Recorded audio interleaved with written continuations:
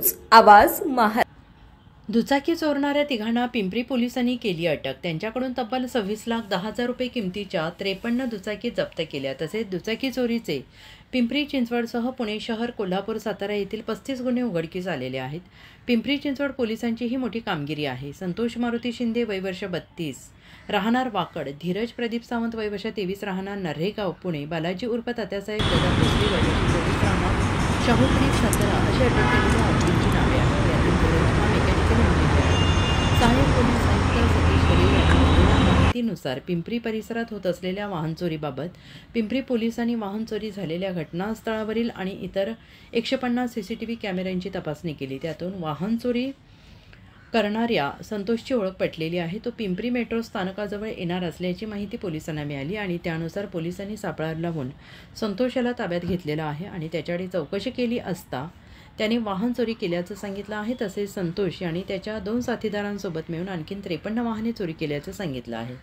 पोलिसांनी संतोष याचे साथीदार धीरज आणि बालाजी यांना अटक करून त्यांच्याकडून 26,10,000 रुपये किमतीच्या 53 दुचाकी जप्त केल्या। चिंचवड शहर आणि परिसरामध्ये वाहन चोरीच्या घटना सध्याच्या काळामध्ये बऱ्याच प्रमाणात वाढीस लागल्या होत्या।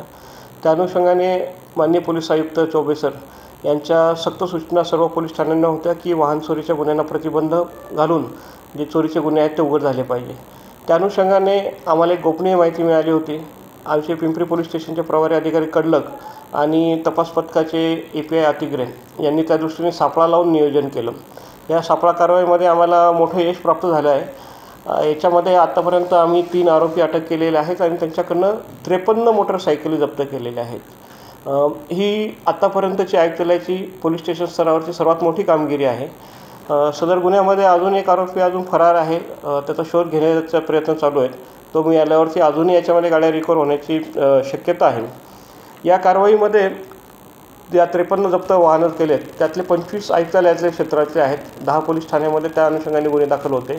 त्याचप्रमाणे पुणे शहर, कोल्हापूर आणि सातारा या जिल्ह्यांमध्येही या आरोपींनी वाहन चोरी केल्याचं निष्पन्न झालेलं आहे। सदर आरोपींची आता चौकशी चालू आहे आणि अजूनही बरेच गुन्हे उघडकीस येण्याची शक्यता आहे।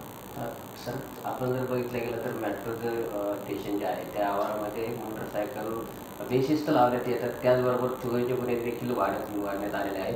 तुम्ही नागरिकांना काय आवाहन कराल? विशेषतः चोरीचे गुन्हे जे आहेत ते आपले मेट्रो स्टेशन जिथं नवीन पार्किंग आता उदयास येते, त्याचप्रमाणे YCM हॉस्पिटल, भोसरीतला PMT चौक अशा गर्दीच्या ठिकाणी झालेले आहेत आणि बऱ्याच वेळेस नागरिकांनी वाहनं जे आहेत ते सुरक्षितरित्या पार्क केलेले नाही आहेत किंवा अनेक नागरिक निष्काळजीपणे वाहन हँडल लॉक न करताही निघून गेलेले आहेत। तरी नागरिकांना मी आवाहन करतो की दुचाकी वाहन चोरी करणं हे आता अतिशय सोपं काम झालेलं आहे।